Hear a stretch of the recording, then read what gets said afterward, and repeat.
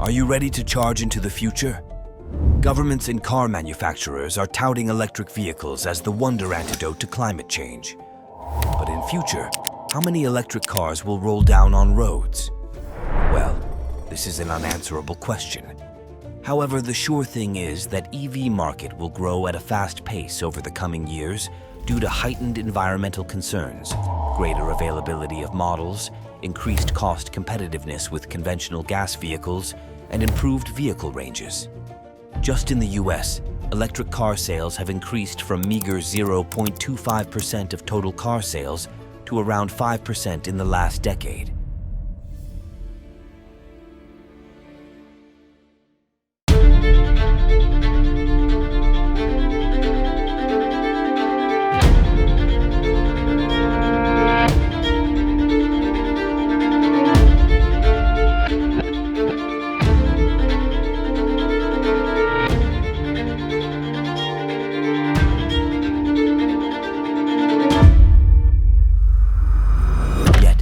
There's more to it.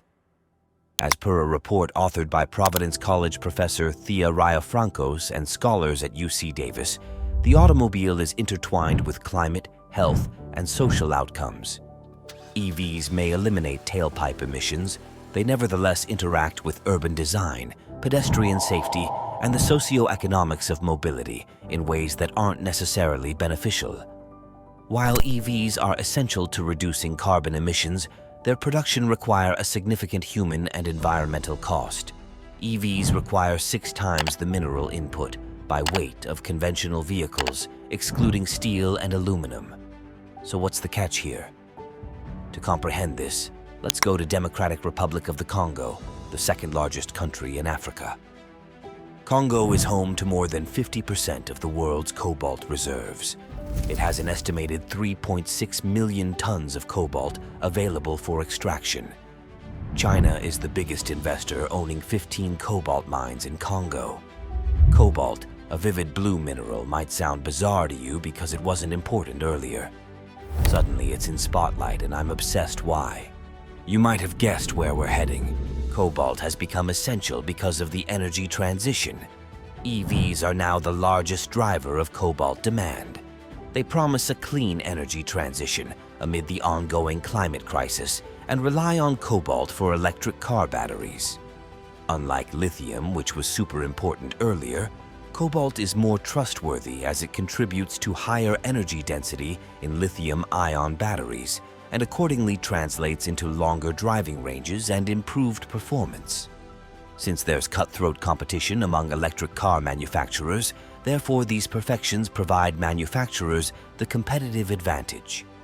Let's dig more into the mining thing. More than 50% of the world's cobalt comes from Congo, but it's not about quantity only.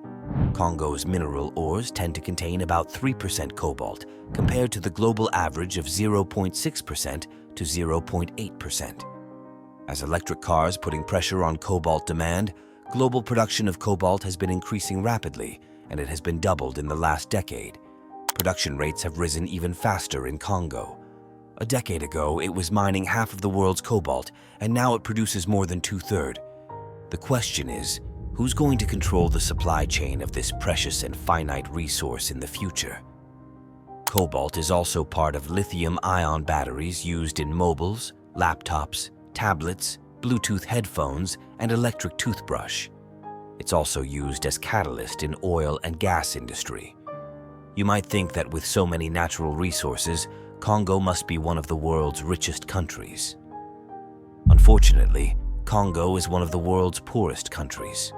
More than 60% live on less than $2 per day. 80% don't have access to electricity or safe drinking water. The economic situation of Congo is horrible because its natural wealth has been plundered for years by outsiders through their proxies. For instance, Congo's former president Mobutu Sese Seko's rule from 1965 to 1997 was an appalling era eclipsed with economic exploitation and corruption, which contributed to human rights violations, uncontrolled inflation, ballooning debt, and massive currency devaluations. Anyhow, there are 2 forms of cobalt mining in Congo: industrial mining and artisanal mining. Industrial mines are typically owned by multinationals. Working conditions are terribly poor, but are nonetheless run as legal operations with some safeguards in place. In artisanal mining, there's no formal employment. Individuals go out to mine minerals on their own. Around 10% to 20% of Congo's cobalt is extracted from artisanal mines. Cobalt mining is extremely dangerous. Unlike some other minerals such as gold, cobalt deposits can be 70 to 150 meters below the surface. It means moving entire blocks of rock at one time, and there's always risk of mines collapsing. Injuries and fatalities from collapsing mines or tumbling rocks are common. People do this back-breaking work for more than 12 hours a day. They're exposed to chemical pollutants, leading to respiratory problems. Their eyes are often red or discolored due to exposure to toxic materials. Child labor is common. Families have to pay for schooling as public funding lacks. Schooling can cost more than $5 per month. This doesn't sound much, but it's unaffordable for many families living in abysmal poverty. Children often need to work to bring in vital income.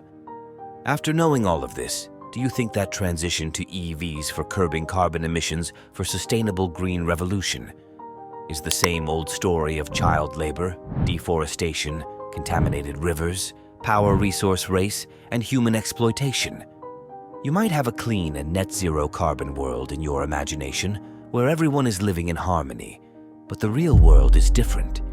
It can have human rights abuses, exploitation, and power games, but obviously in new ways. So what can be done? One option is to get rid of cobalt in batteries.